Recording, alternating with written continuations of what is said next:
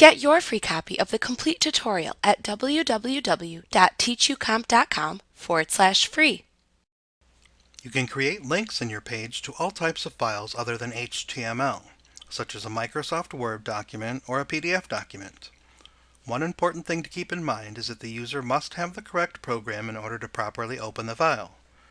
If you provide a link to a Microsoft Excel file and the user does not have Microsoft Excel on their computer, they will encounter problems. For this reason, it's a good idea to tell your users what type of file it is.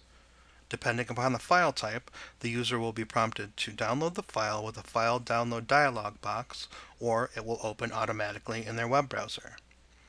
To create a link to other file types, use the file name as the href value. It's important to note that you need to make sure the file you are pointing to is uploaded to your server so the user actually has access to it.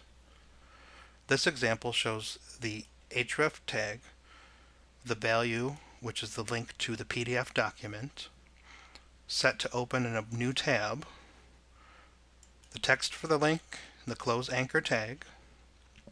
Your web browser will display your link when clicked, opening in a new tab to the PDF document, at which point you can download or print or simply scroll and view the document.